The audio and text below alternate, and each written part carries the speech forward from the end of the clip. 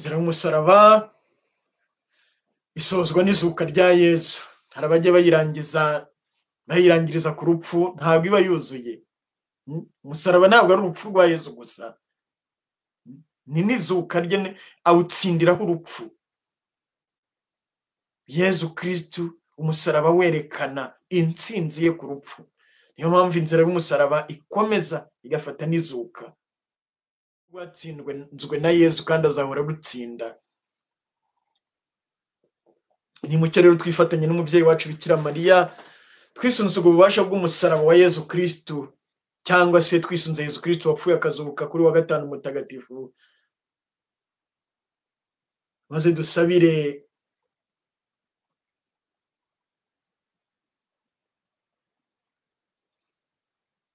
u Rwanda rwacu n'Abanyarwanda kubohorwa n'umusaraba wa Yesu, kurindwa n'umusaraba wa Yesu. Umusaraba wa Yesu kuri wa gatanu mutagatifu urimbura ibikorwa byose bya sekibi byo kumena amaraso cyangwa bimena amaraso y'Abanyarwanda aho bari hose. Umusaraba wa Yesu Kristo nushwanyuze inyandiko zose, amasezerano yose abantu bagiranye hagati yabo cyangwa bagiranye na sekibi bagira ngo bagirire nabi u Rwanda n'Abanyarwanda. Umusaraba wa Yesu Kristo gw'amasengesho ya Bikira Mariya nushwanyuze imigambi yose iri mu mutima w'umuntu uwo ari we wese, yaba umuzungu, yaba umwirabura, yaba uwo muri Aziya, yaba umwarabu, yaba umuhinde, yaba umushinwa, yaba umuyapani. Umusaraba wa Yesu Kristo nurimbure imigambi yose yo kumena amaraso mu Rwanda. Yesu Kristo wabambwe ku musaraba kubw'amasengesho ya Bikira Mariya niyigaragariza umunyarwanda hose aho ari hose kuri wa gatanu mutagatifu, amukure mu ngeso mbi zose. Umusaraba wa Yesu Kristo nutsinde ishyari mu mitima y'Abanyarwanda, nutsembe ishyari mu Rwanda. Umusaraba wa Yesu Kristo wapfuye akazuka nutsembe icyitwa urwango cyose mu mitima y'Abanyarwanda aho bari hose ku isi aho bahagaze hose. Umusaraba wa Yesu Kristo nutsembe icyitwa ivangura cyose mu Banyarwanda, icyo ryaba ryishingiyeho cyose. Umusaraba wa Yesu Kristo niwigarurire imitima y'Abanyarwanda.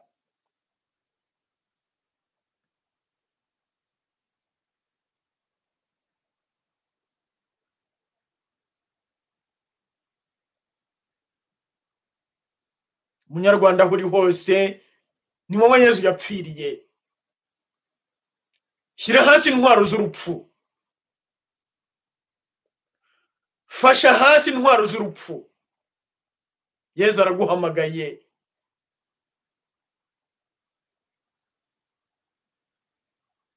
Umusaraba wa Yesu Kristo nutsinde kuri wa gatanu mutagatifu ibikorwa byose byo kutababarira mu Banyarwanda, nutsembe ibikorwa byose byo kutababarirana mu Banyarwanda. Umusaraba wa Yesu Kristo nushingwe mu mitima y'Abanyarwanda bose, nushingwe mu Rwanda hose.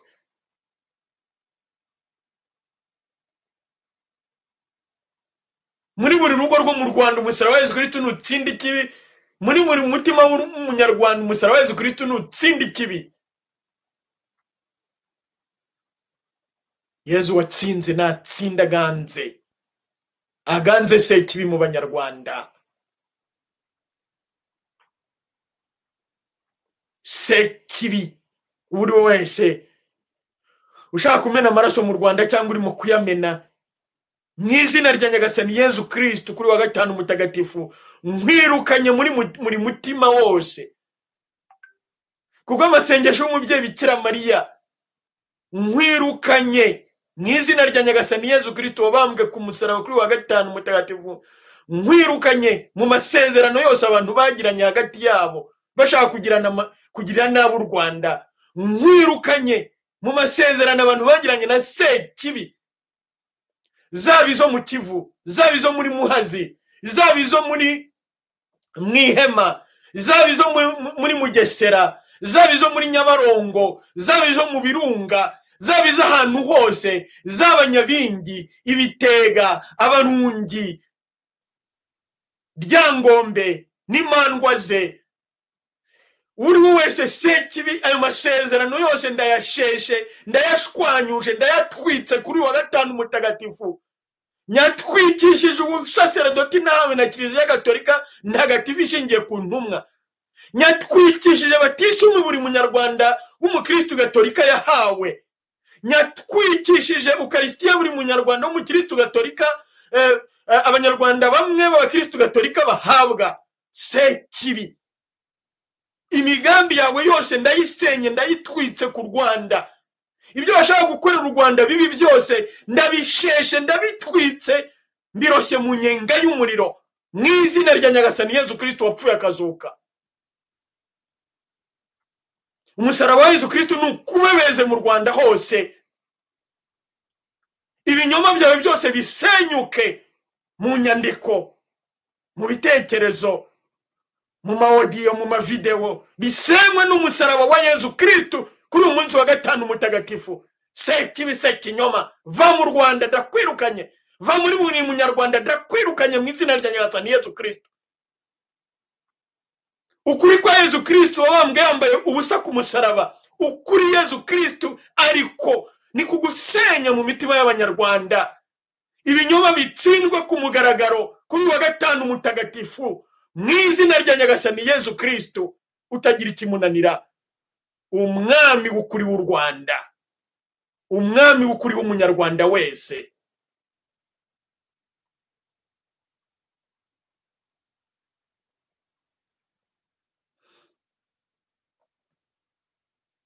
Nyagasani Yesu wabambwe ku musaraba, umugisha buri munyarwanda wese aho ari hose.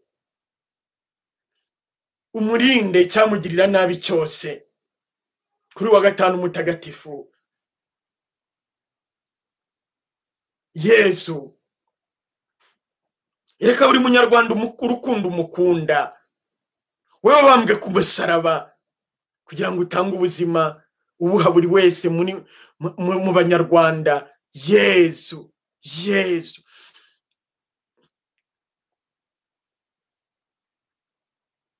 Sekibi, ubasha Yesu Kristo yambitse Kiliziya ni bugusenye ku isi yose. Ukwemera kwa Kiliziya Gatolika ntagatifu ishingiye ku ntumwa Yesu yapfiriye amena amaraso ye, ni busenye ibikorwa byawe byose. Sekibi, ahantu hose ku isi, bihereye mu Rwanda, ubasha bw'umusaraba wa Yesu Kristo ni butsinda urupfu ufite mu ntoki. Sekibi, ushaka kugirira nabi abanyarwanda, urupfu rwawe Sekibi ni rutsindwa n'umusaraba wa Yesu Kristo mu izina rya Nyagasani Yesu Kristo.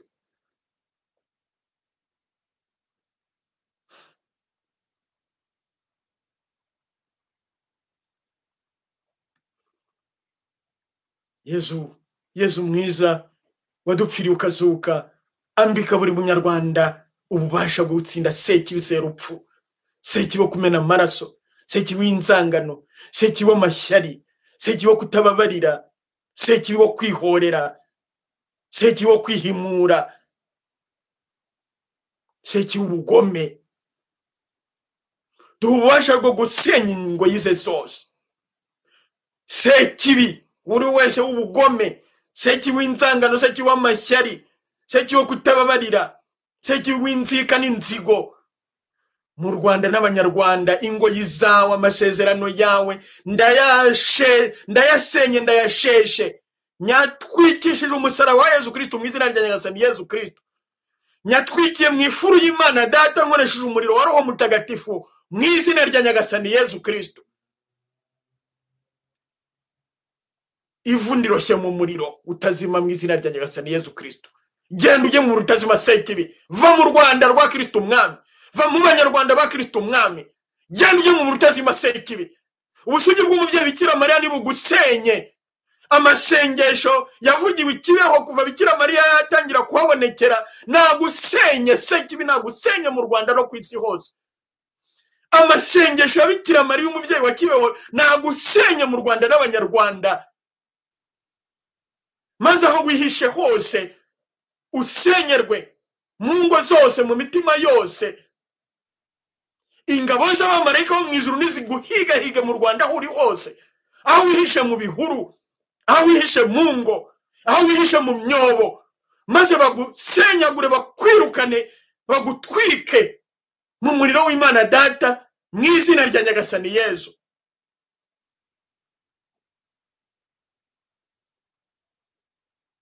Nyagasani Yezu, uri Imana nzima, ushobora byose. Yezu, girira impuhwe u Rwanda n'Abanyarwanda,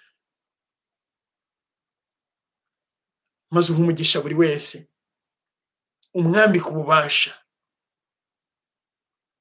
umuhindura umurwanyi nyawe wo kurwanya Sekibi aho kurwana amena amaraso, wo kurwanya Sekibi aho kurwanya hisha amaraso yamennye, wo kurwanya Sekibi aho kurwana ahisha imibiri yabo yishe, yo kurwanya Sekibi aho kurwana anyaga cyangwa yiba, yo kurwanya Sekibi aho kurwana beshya, yo kurwanya Sekibi aho kurwanya bibi inzangano. Yezu, andika buri wese maze umuhindure ingabo nyayo yo kurwanisha umusaraba wawe, umusaraba wawe mutagatifu. Yezu, bonekera buri wese, buri munyarwanda aho ariho hose kuri wa gatanu mutagatifu. Umukure mu busambanyi, umukure mu businzi, umukure mu nzangano n'ingeso mbi zose, umwinjize mu gituza cyawe, ature mu mutima wawe mutagatifu kubw'amasengesho ya Bikira Mariya. Mariya, ujine muhorana n'Imana, wahebuje abagore bose umugisha, na Yezu umwana wabyaye arasingizwa. Mariya mutagatifu, umubyeyi w'Imana, urajya udusabira tw'abanyabyaha kuri ubu n'igihe tuzapfira. Amina.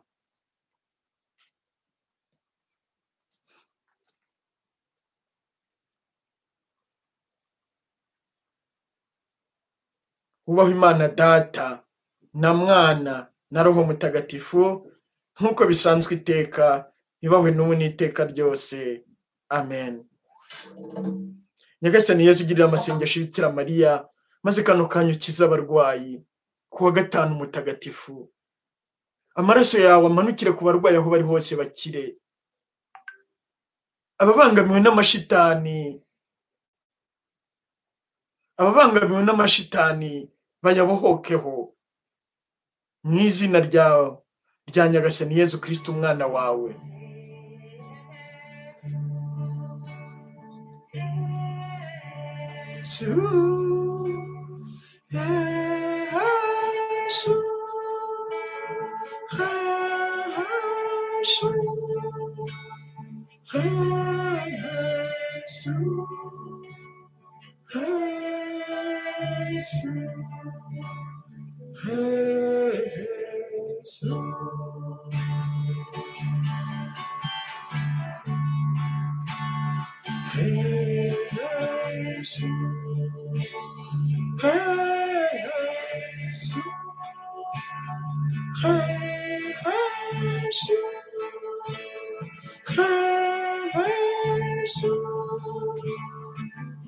Nyagasani Yesu niwe wavuze uti abazanyemera bazarambura ibiganza ku barwayi bakire. Yesu, kuri wa gatanu mutagatifu ndambura ibiganza byanjye kuri buri wese urwaye, ufite aho ababara.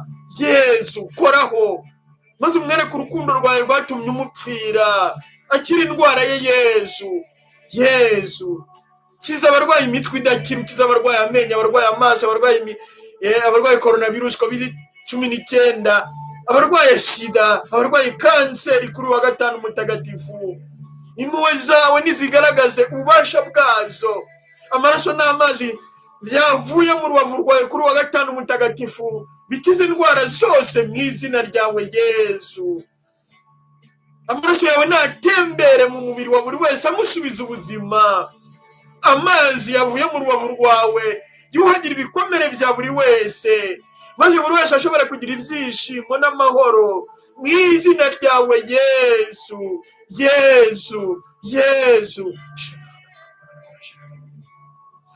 twambika ububasha bwawe, twirukane mu mashitani atera abantu kurwara, atera abantu ingeso mbi, kubw'amasengesho ya Bikira Mariya.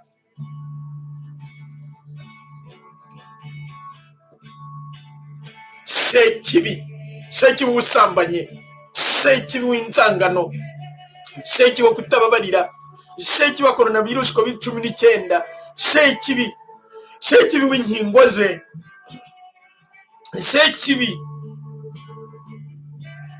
w'ishyari, wo kubeshya, ubwoba, sekibi wo kuraguza, guterekera kubandwa, sekibi nyabingi, sekibi w'ibitega, sekibi w'amahembe, sekibi w'abarungi, sekibi w'abapfumu, sekibi w'abazimu, sekibi w'imiti, sekibi uwo ari we wese w'ubukorikori ubwo ari bwo bwose ugamije kugirira roho z'abantu nabi. Mu izina rya Nyagasani Yesu Kristo, mu izina rya Nyagasani Yesu Kristo wadupfiriye akazuka, ndakwirukanye jya ujye mu rutazima sekibi. Ntuzagire ugarukamo, ntuzagire aho ugaruka, ndakwirukanye burundu kuri wa gatanu mutagatifu mu izina rya Nyagasani Yesu Kristo. Jya ujye mu rutazima sekibi, kandi gutegetse kutazagira ikintu cyangwa umuntu ugarukamo mu izina rya Nyagasani Yesu Kristo. Ibikorwa byawe byose ndabisenye mu izina rya Nyagasani Yesu Kristo. Mbisenyesheje amaraso ya Yesu Kristo, mbisenyesheje umusaraba wa Yesu Kristo,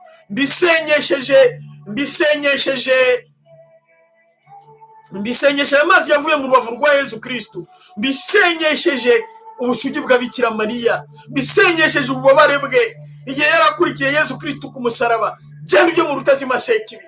Iminyururu yose waboshesheje abantu abari bo bose aho bari hose, ndayitwitse mu izina rya Nyagasani Yesu Kristo. Ibinyoma byawe byose ndabitwitse mu izina rya Nyagasani Yesu Kristo. Ukuri kose wahishaga ngo ushyize ahagaragara mu izina rya Nyagasani Yesu Kristo.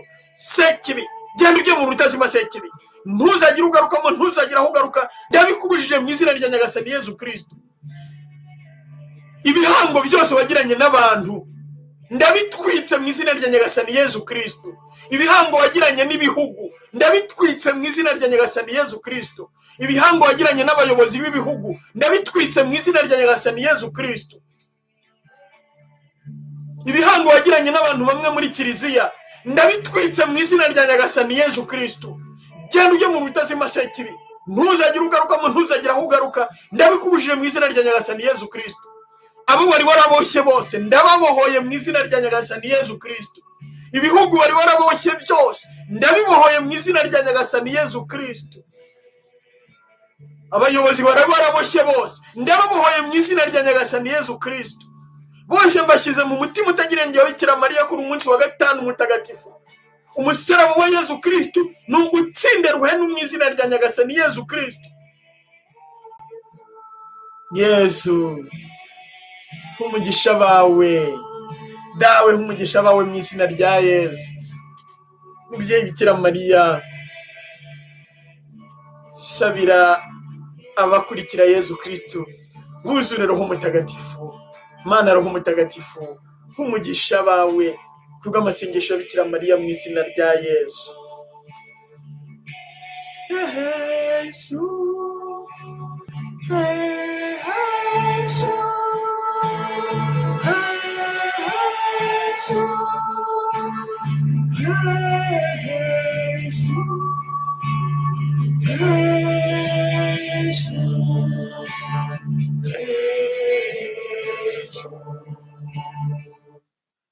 Nyagasani Yesu nabane namwe. Ushobora byose nabaha umugisha, Imana Data na Mwana na Roho Mutagatifu. Amen.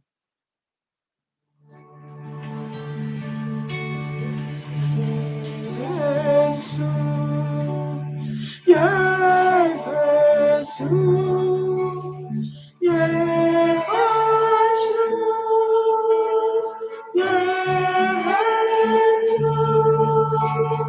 Yesu,